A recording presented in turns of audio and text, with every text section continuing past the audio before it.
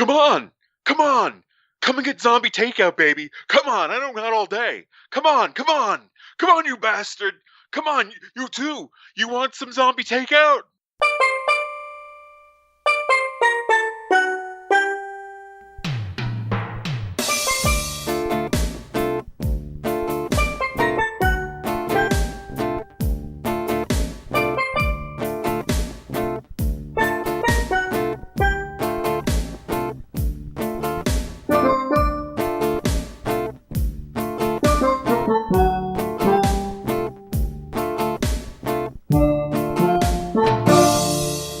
What's up? Welcome to episode 312 of Zombie Takeout. Zombie takeout. And if the cops arrive while we record, you'll know why.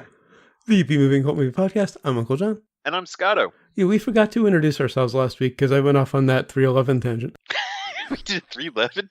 Jeez. Because I made the 311 joke about, it's not about the band. And yeah. We actually forgot to introduce ourselves because of that horrible joke. Before we get to this week's movie, we've got some listeners submitted. This is from Lush Bunny on YouTube. Yes, we actually got a comment on YouTube. She said, I always feel like somebody's watching me. Because last week was based on a song by Rockwell. And we have a voicemail from Bodo. Howdy, guys. Boto here. Hey, I didn't listen to last week's show. You warned us if you were tired of politics not to listen, so I didn't listen. I know you're taking this next week off, but when you come back, you got to do an impromptu movie with Bill Paxton. He just died. I got the update about an hour ago. So, Weird Science or whatever, Tombstone. I haven't looked back at your guys' history yet to see what you have done and haven't done of his. But rest in peace, Bill Paxton. We love you. Y'all have a good one now, you hear? And that very nicely brings us to this week's movie, which isn't Weird Science or Tombstone, but it is, that's weird. I can't be right. That doesn't make any sense. Dude, what's in your notes for this week's movie? It's 1987 Spaceballs. And that brings us to our impromptu plot summary, brought to you by Nose Jobs. Sometimes that's not the worst thing that could happen. All right, so we begin at the with King Roland and the planet Druidia, and his daughter is kidnapped, and he has to pay ransom for her, but he doesn't really want to because they're gonna drain the air out of the atmosphere. This week's movie is Aliens. This week's movie is Aliens. This is not a joke. It's our Bill Paxton tribute. Oh. Of course, that brings us to the actual impromptu plot summary, sponsored by Space Marines, the beige of science fiction. Please don't use them in your next film, or novel, or video game, or comic, or anything, really. And also brought to you by Bug Hunts. Sometimes that's not the worst thing that could happen. All right, so, but, come on. These are the OG Space Marines. This happened. In terms of movies, yes. But they were in novels long before this. Well, yeah, I guess so. Starship Troopers. Some Jerry Pournelle stuff, Martin Niven, They were around for a long time before this movie. But yeah, I can't think of any before this movie. Yeah, where we finally got to see them kick ass. But, so we have these Marines who are... well, actually, we had a lot of stuff that happened before the Marines. Really, the movie should start when we have a bunch of Marines and they've got this mysterious visitor, Ripley, who saw some crazy shit. But instead, we actually begin with this whole long story of why we're having a sequel. They find Ripley's spaceship they're in stasis since 57 years, I think. Since 1979, 57 years earlier. Is this the first time we've done a sequel without doing the original? I'm sure we have done something like this before. But, nothing this iconic, of course. Maybe we'll do all 4 Alien movies out of order. Yeah, but this is, of course, because of it is our Bill Paxton tribute. Right. So we have all of this is she crazy? Did she imagine this all? This whole thing. Did she have to blow things up? Was this creature that tormented her going to come back and get her? She had nightmares. She eventually trusts one of her two dads to go onto this. What? Nice reference. Thank you. Why could they have gotten BJ and the Bear for this? But anyway,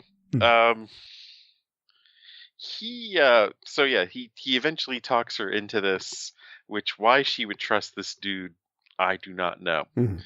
And there's so many points where a normal, rational person would be like, fuck you, I'm not going in there. But she goes into there each time. Like, you're not going to get me back up into space. I think I'll go back to this colony. Just when she thought she was out, they pulled her back in. Well, that's the thing. There's no logical reason why she could have gone back into this, which would have made it better if they just didn't show that at all. And just had her on board, Willard along for the mission, because this is, kind of a Vietnam story set in space. Well, it's a war movie. That was the intention. The first one was a horror film. This is a war film. Right. So I guess they didn't want to mirror Apocalypse Now too closely. But that's really what they were going for. There's the guy that's seen all the shit. There's the crew that's all cocky. And then shit goes sideways. Hilarity ensues. But anyway, okay, so here's the diagram. Of course, there is a ton of aliens on this planet still.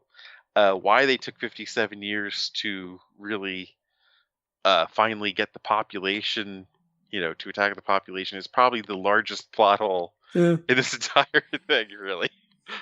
But other than that, they send the distress signal. They have to get Ripley to come and join them since she's a consultant and an expert on these creatures. And shit goes sideways. One of her two dads, betrays them, and hilarity ensues. I had it right the first time. Yeah. I almost forgot that James Cameron used to make good movies. This Terminator. Arguably Titanic. A lot of people love it. I've actually never seen it in its entirety, so I can't really say. It is really tough to sit through that thing in its entirety. I don't think I've ever done it in one sitting. I've done it in several sittings. Caught it in places. I was just too tired of the damn song to even give the movie a chance. But I know a lot of people love it. And Terminator was great. Both the first two Terminators. I kind of like the third, actually. And this is great. So, Cameron is the poster child for someone who needs an editor. Yeah. I mean, this should not have been 2.5 hours. Yeah, agree. Like, wait a minute. I didn't even check. Did I see some sort of director's cut that it was 2.5 hours, or is that the regular time? Yeah, it doesn't really pick up until you see the first real chest burster. Because the first one you see is in a dream. Yeah. That really was too obvious that it was a dream because it's Ripley and she's going to survive the movie, or at least survive most of it. If you don't, if you're not sure she's going to live through the whole thing. Well, you could have thought that maybe they didn't have her. They were just having her for a cameo to set it up. Fair point. But I'd imagine she was in a lot of the trailers that showed more than just those first 10 minutes. That's true. Yeah, I have running time is 2 hours and 17. I'm trying to remember how long I must have had a director's cut then, because mine was 2:35. Yeah, I think mine was too, which is just, geez, no, there's no reason for this to be 2.5. No. And it's really just the beginning that I could have done without. Oh, of course. And I think that was in the original, a lot of that stuff. I also forgot that Paul Reiser was tolerable before Mad About You. Well, he was just a stand-up comedian, I think, at one point. I mean... Well, I think, was this before or after My Two Dads? This is before. This is before. Then he might have just come straight from stand-up to this, then. Yeah, I think so. That's why it was kind of weird. Like, wait a minute, they put the comic in? in a fairly dramatic role. Yeah. And it worked somehow. Also, this movie really borrowed from A New Hope in a couple of scenes.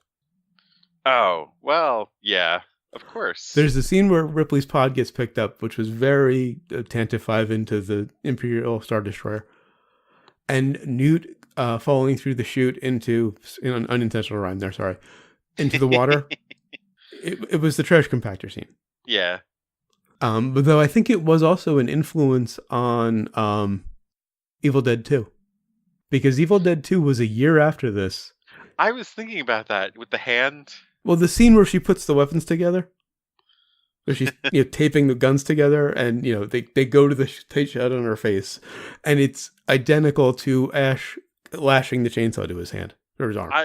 I was thinking more of the smaller alien crawling around the lab and her trying to shoot it. Okay, was very similar to him trying to shoot his hand, his possessed hand, crawling around the house, which of course just fucking. And since they were aiming for a year later, and this was pretty big, I'm wondering if Raimi was referencing this in those two scenes. He definitely had to have been. Yeah. But how absurd! I mean, he's shooting his own hand. Yeah. I never realized it was a reference to this, and this is not the first time I've seen Aliens, of course. I just never made that connection before. I can't remember the last time I've watched this one, but yeah, it was definitely a pleasure to watch again. Okay. I particularly got a kick out of the old school computer paper. Yes. 31 years later, knowing that stuff went the way of the dodo, 5 years after this movie was made? Something like that, yeah. I did get a kick out of that. And Ripley's daughter looked a lot older than 66.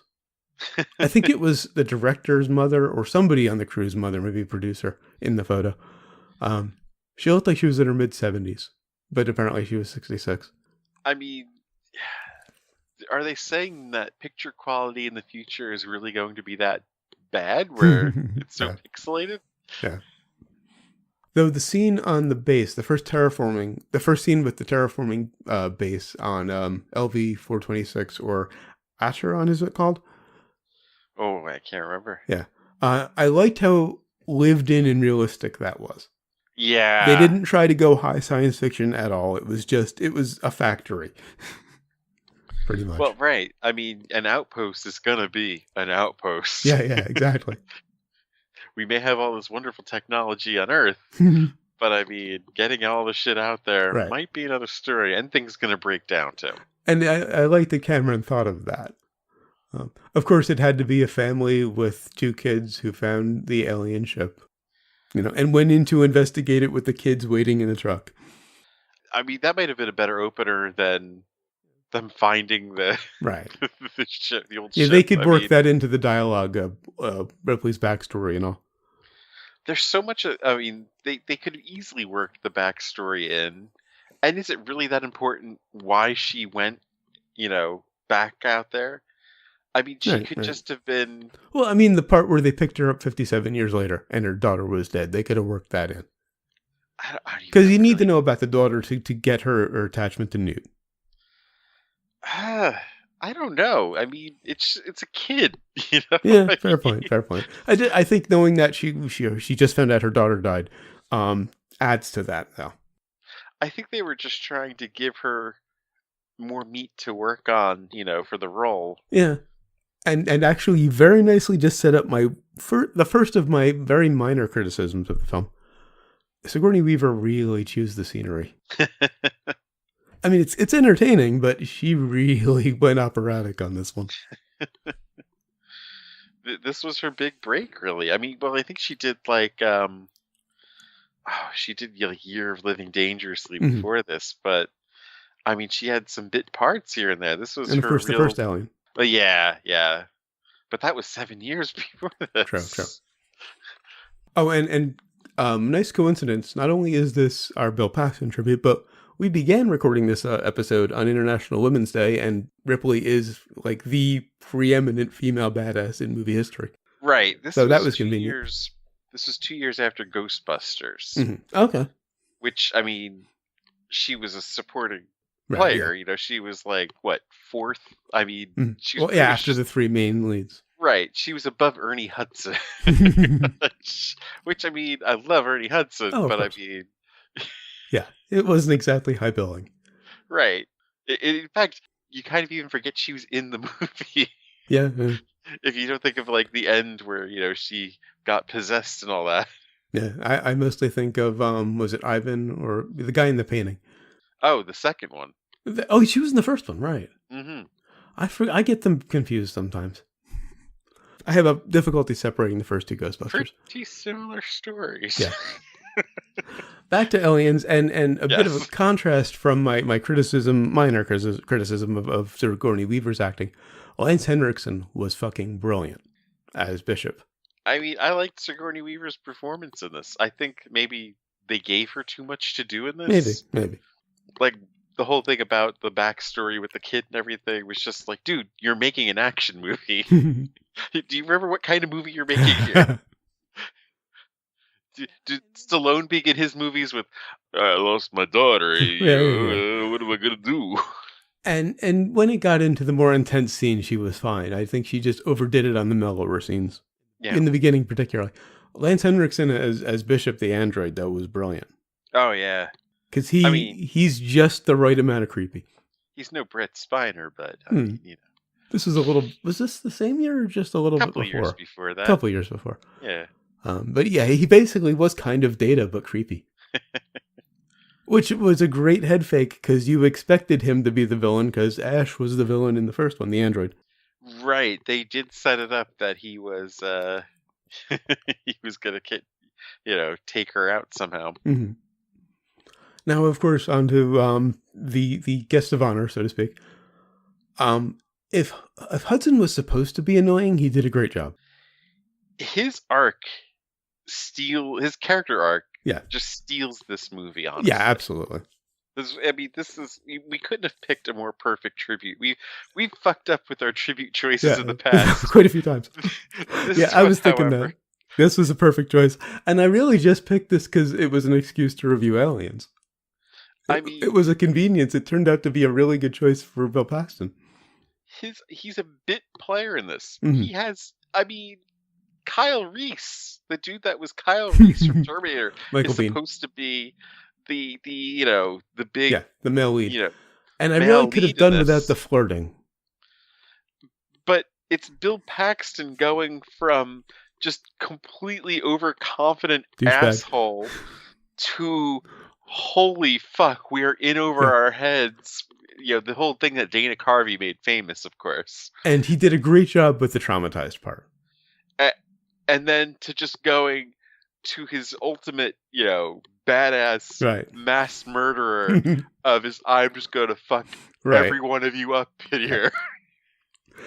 The character, even when he was traumatized or badass, he always kind of annoyed me, but I think that was intentional. Yes. And I think that's just where Paxton took the character. He decided to make him a bit of a douchebag. I just expect to hear Martin Sheen's, voiceover. They were, rock and rollers with one foot in their grave, grave, Mm-hmm. But yeah, he is just this. His death scene in this has to be one of my favorite death scenes in movie history.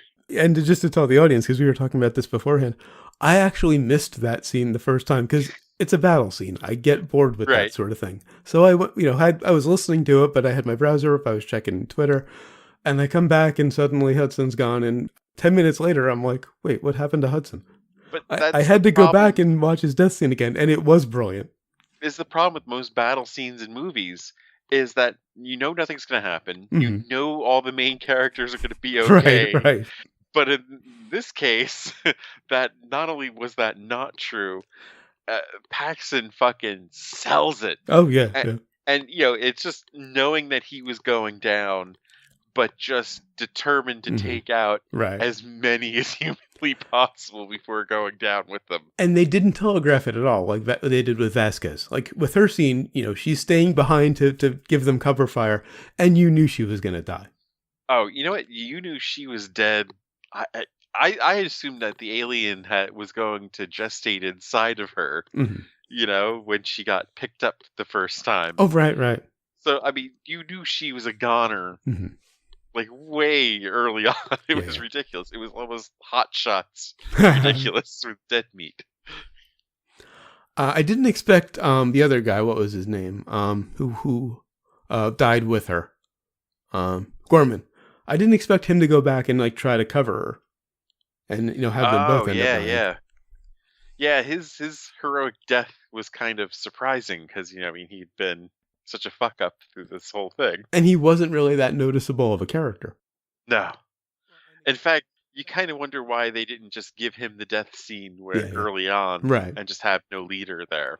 And a noticeable character is kind of relative in this one because you have Sigourney Weaver chewing the scenery, you've got a comedian in a dramatic role, and you've got Paxton just hitting it out of the park. It's hard for anybody else to really get noticed. And Lance Henriksen just being, beautifully creepy. And the kid just being too quiet. Yeah. And she was really good. It's kind of a shame that she didn't do any acting after this. She went into teaching. This is her only film role. I noticed that. I was wondering, like, oh man, I guess, she could have grown up into a great actress. But it is not for everyone. Mm-hmm. Now, I was a bit surprised when Ripley didn't recognize the alien redecoration in the base. They're going through the base, and you start to see, the classic eager, kind of biomechanical alien look. And Ripley said she hadn't seen it before. Did she not see that in the first movie? It's been way too long since I've seen the first one. I don't think there was only one alien in the first one. And she wasn't on the planet, so maybe she didn't see that stuff. Right. It was really just the shit that went down on the ship with the one creature trying to take over. Yeah. Or I guess, trying to lay eggs. Oh, also, I just noticed in my notes, I said it was like the first 10 minutes that were boring. It's the first half. I was going to say, really, until that first real chest burster, until shit got real. That was the second half of the movie, practically. They could have easily cut off the first... Yeah, they could have cut like 45 minutes. I mean, the whole time with her on Earth was really just unnecessary. Yeah. The reluctance to go back. Mm-hmm. I mean, they could have made her character, Captain Ahab. Yeah. Mm-hmm. Which would have been more fitting. Yeah. Like, not that, I'm safe now.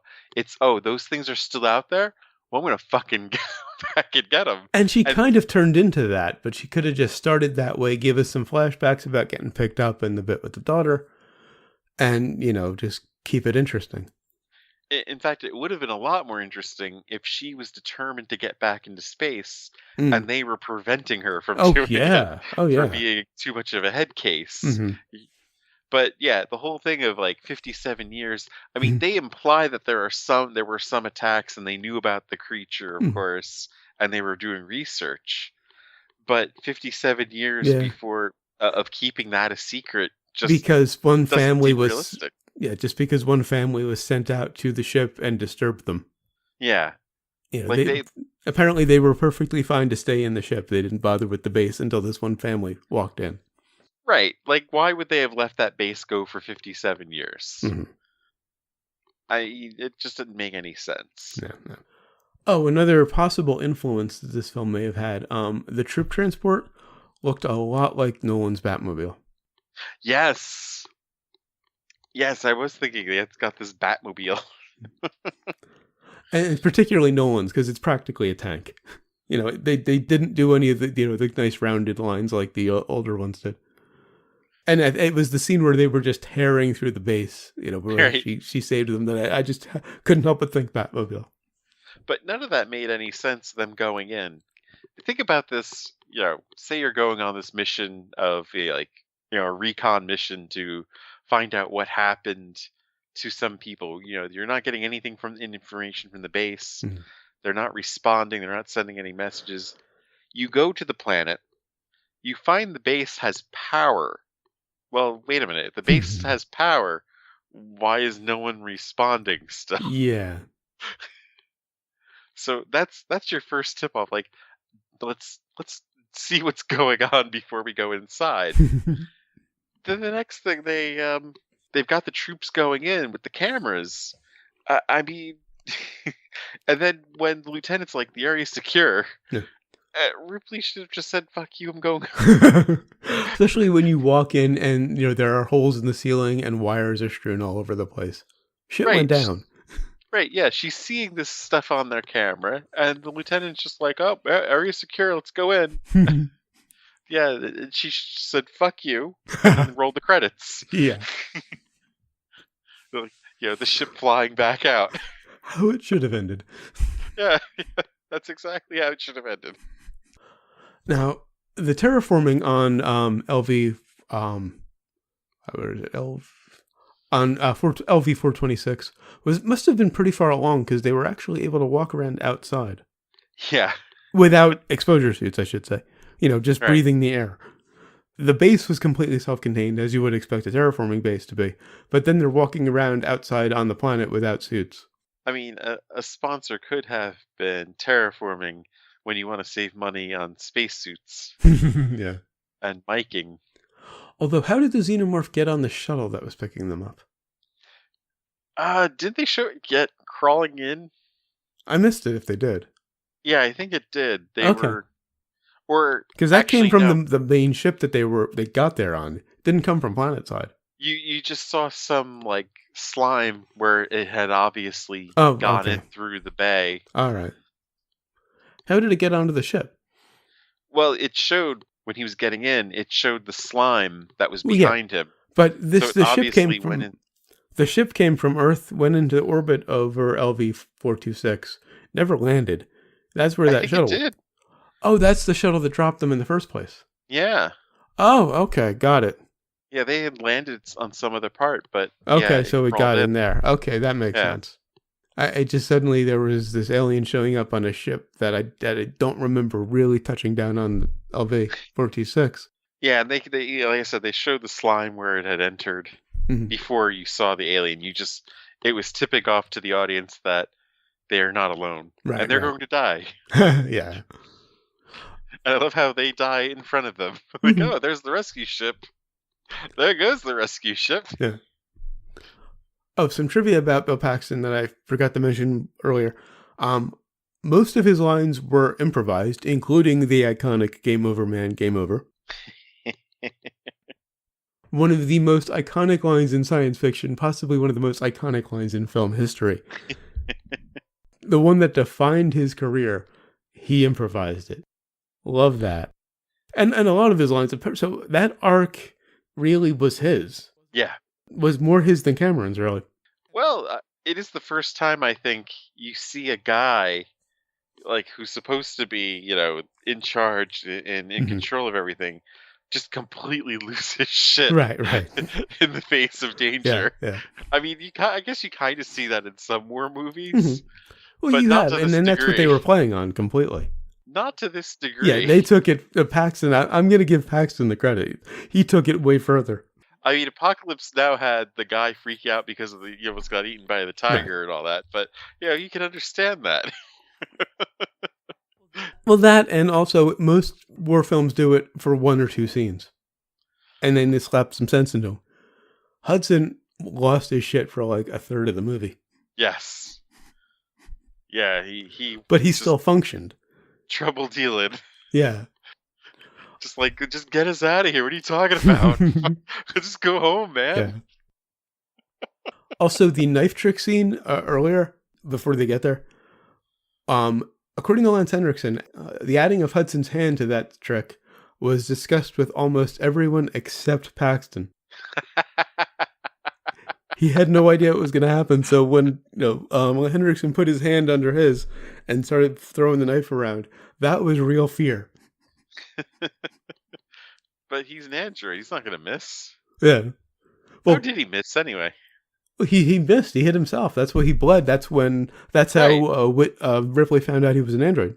Exactly. How could the android miss? That's a good question. A shitty android. How could he not know there was an alien queen behind him? Yeah. Looks like he had some indigestion of some sort. Mm. Also, the wrist locator was nicely quaint. At one point, Hicks gives Ripley this like wristwatch looking thing, very 80s looking wristwatch with Velcro, and it's apparently supposed to be a beacon, a locator. Was there a calculator on it? Ha! Looked like it. There should be. Oh. These days it would be a chip.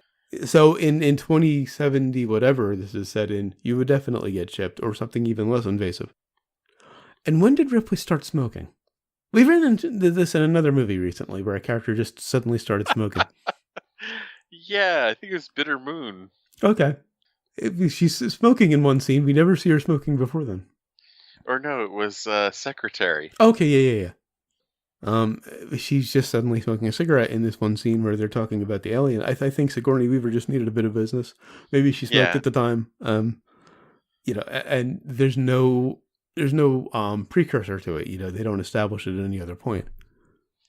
It would make sense if she started smoking after, finding her daughter's dead and, spending 57 years in space.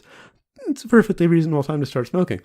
But introducing it midway through the movie, if not after the midpoint, seemed odd.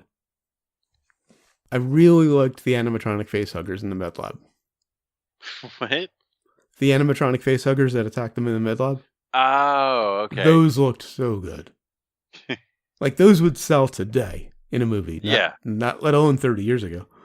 I think a lot of this was practical. Yeah. I mean, that's of course the point, Mm-hmm. Not, no CGI. Although the xenomorphs did seem to be easier in this one than in the last one. Because they're mowing them down with guns, and Ripley had to space one in the last movie to get rid of it. You'd think the guns had a bit more firepower to them, though. Than anything she had in the first one, yeah. Yeah. Being the Space Marines and all. Because in the first one, they pretty much sell it as unkillable, which is why she has to space it. Yeah. Now, the one effect that I thought was a little iffy, the egg tube. Oh. But you see the alien queen toward the end, and she's laying some eggs. And she's this giant animatronic alien. Most of her looked great, except the egg tubes were obviously like fabric. It was silk or something. Or nylon. It didn't make any sense that they could just be detached like that either. What was that? Also, the green screen behind Weaver during the climax was obviously a green screen. When the whole base is blowing up and she's standing there on the rail before she gets saved, it's obviously a green screen. I mean, it's a green screen, of course, but they could have made it a little bit more. They could have made it fit in a bit better. Could they have an 86? There had to have been green screen scenes earlier that didn't seem that obvious, but maybe not. Of course, their green screen had been around for a while. Lucas was using some of it. It was around long before that. All of Superman movies were just right. The green screen. It's one of the oldest effects tricks, chroma key. Yeah. So, I don't know, it just stuck out. And of course, we got to call out, because we always do, this observes Chekhov's gun. There's this big robotic loader that about midway through the movie, actually before the midpoint when they're still on the ship on the way to LV-426, that Ripley points out that she can control. She knows how to use. If it's not a weapon, though, is it really... She used it to take out the alien. Well, right. She used this thing as a weapon. It's supposed to be this industrial, Yeah, it's basically a forklift. Yeah. It's basically a futuristic forklift. That's an exoskeleton that you use to lift things with. Right. You knew it was, of course, going to be used later. Well, yeah, they introduced it just before the halfway point that Ripley knows how to use it, and she demonstrates it a bit. And of course, she's going to use it to kill an alien later in the movie. I just like it when they do that, because it's Chekhov's gun. It's because it's not a weapon. Well, it was used as a weapon. But it's something so cool that you knew it was going to come back. Mm-hmm. And this has to have the best last 10 minutes of any movie.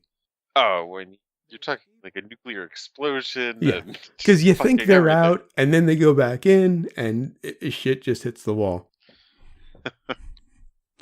It just gets completely insane. And there's 10 seconds of denouement? Yeah.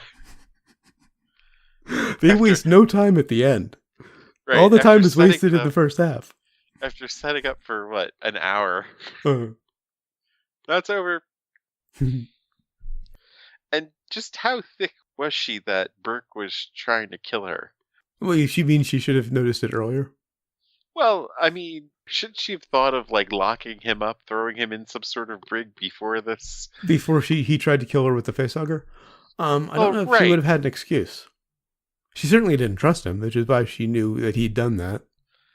And then when he tried to kill her, that they were playing it off like it may have been an accident still. Before she went to sleep, she had the gun on top of the bed. When in the room with Newt? Yes. There was a gun? Yes. I didn't even notice that. She put the gun on the bed. Okay. When she woke up, the gun was moved outside of the lab. Was it? Also, yes. Well, because she pushed the bed over to get away to kind of block the facehugger. Maybe she forgot the gun was there, which would be understandable. First thing she did was reach for the gun. It was gone. Oh. She looks out the window, and it's you're right. Yeah. outside the room. So apparently, when she was in the 5 seconds she was under the bed with Newt before the facehugger showed up, someone slipped in and took the gun. Well, she fell asleep. Oh yeah, she was asleep. She was out for a while. It was only 5 seconds of the movie, but yeah, it probably was longer. So while she was asleep, he takes the gun, drops the facehugger in the room, and closes the door. And then to compound that, he shut the camera off. Right. Yeah. Hey, how many more clues do you need to have to be like, this motherfucker can't be trusted with anything? Well, that's when she really went off on him and said, "You tried to kill me," after the incident with the facehugger. Yeah. That's when she knew. They didn't do anything about it. Well, no, the others didn't know or didn't trust her. I don't know. It was a whole thing with, not trusting Ripley in this movie. And the thing was, they threw the next alien attack in at them, and then they just forgot about it. Right. And of course, he got his comeuppance because that's what happens in these kind of movies. Yeah. And he goes with BJ and has a daughter with them. Man, the 80s were weird. Yeah. Couple more pieces of trivia about Paxton. Now, when he passed away, a lot of people were talking about how nice he was. He apparently was a very nice guy. He had 18 of the 25 fucks in this movie. And he was continuously apologizing to Carrie Henn, who played Newt, throughout filming every time he had to swear in front of her. She later admitted that she didn't mind mainly because she didn't know what any of the words meant. Okay. She looked about, 10 in this movie? Something like that. How could she not know those words at 10? She must have been a very sheltered child. I knew those words at 10. Do you swear? No, but I know all the words. On to sequels and remakes? On to sequels and what kind of sequel could they have for this? Of course, this is the sequel to 1979's Alien, and it was followed by two more direct sequels, 92's Aliens 3 and 97's Alien Resurrection. A fifth film is currently in development hell. Can't remember who's signed on to direct offhand, but it's unlikely that it's going to happen at this point. 2012's Prometheus is a prequel to Alien, as will be this year's Alien Covenant, which I don't know. I mean, given Prometheus, I don't think I want to bother with Alien Covenant. I thought I've heard that there's going to be like an alien every couple years, pretty much. Well, there's Alien Covenant this year. Alien 5, which I think was the working title, is in development hell, unlikely. Those are the only ones I've heard about. I don't know if that was a joke, but someone was saying that it might have been a joke because of what Disney did with Avengers or with the Marvel Universe and Star Wars now. Star Wars, the 6th Star Wars. Yeah. There are also two Alien vs. Predators movies. I kind of liked the first one. Never bothered with the second one. And lots of other media, novels, comics, video games, which hence my rant in the beginning about Space Marines. On to Brains. The Marines in space. On the Brains. I really liked it. There were some issues, some overacting, some questionable writing. Of course, that first half. I'm still going to go 4.5, though. I had no problem with the acting. The editor in the house. Is there an editor in the house? Please, someone shave at least 45 minutes off this movie. Maybe half hour to 45 minutes. But you've got to see it, though. I mean, just for fucking Paxton and just the effects and the fighting. It's fight scenes that don't bore you. Right. I'm going 4 brains. All right, and what have you learned? That queen's vagina must have been so exhausted. She was fucking cranking out eggs. And I learned that maybe androids aren't so bad after all. Do they dream electric sheep? All right, so until next time, we'll be reviewing, finally, hopefully, Class of Nukem High. That was going to be our second movie of the year. This is 16 all over again, isn't it? Where we were just like, okay, all right, another tribute. Well, there's only been 2 tribute episodes this year. Yeah. The rest were just random other shit that we crowbarred in. Impromptu BDSM trilogy. Yeah. Well, 50 Shades was on the list, and you thought of Secretary. So. And you gotta have a sequel. All right, so until then, go to zombietakeout.com, check out the album art, the episode description, of course, the episode itself, which you're already listening to. Links to find us on Facebook, Twitter, Google+, and YouTube. Links to subscribe via RSS and iTunes. Please leave us a rating and a review on iTunes. We'd really appreciate it. And if you enjoy the show, give us a little word of mouth. Spread the word. Of course, we appreciate all of the listeners we have, but where would we be better? Of course, you'll find the movie list, every movie we've reviewed so far, and every movie we're going to review, up through Beastmaster. Again, don't remember the number. I think it might be like 320 or something. We're almost to the end of the year at this point. And the request form, if you've got a movie you'd like to hear us review, please leave it on the request form. And of course, the recommendations list. I was pretty sure going in that this would be on the rec list. I was confident too. It's just, I mean, I watched the hell out of this in the late 80s. Yeah. And then in the 90s, maybe not as much, but I'm glad that I've come back. After almost 8 years of doing this show, even if we're reviewing a movie I know I like, it's still kind of a chore to watch it, and it's still kind of a pain in the ass. This week, I was actually looking forward to watching the movie. I don't remember the last time that happened. Maybe Primer. As long as this was, I actually was able to do it in one sitting. It was very easy to do in one sitting too, despite being 2.5 hours. And back to Bill Paxton. We've bagged on him a lot, particularly when we reviewed Slipstream. But I do have to recommend Big Love, a series he did, I think, on Showtime a few years ago. Yes. Some of his best work. Yeah. Of course, you can email us zombietakeout@gmail.com or leave us a voicemail at 414-368-CTO1 or for the alphanumerical challenge, 414-368-9861. Of course, you will always be calling from the middle of Milwaukee, and until next time, always remember, never forget, wherever you go in life, there you are. There you are.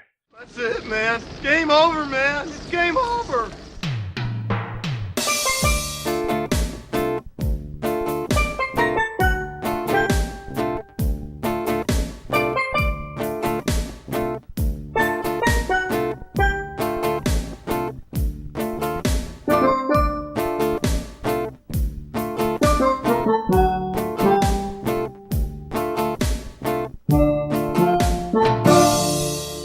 And that brings us very nicely to this week's movie. It's not Weird Science or Tombstone, but it is... It's the 1987 film. No, hold up. I want to do the whole Warren Beatty thing first. Oh. Wait till I throw to you. Because I'm going to verbally do what he did where he showed her the card. Oh, okay. And that brings us to this week's movie, which isn't Weird Science or Tombstone, but it is... I'll wait till I say, dude, what's in your notes? Okay. That's your cue.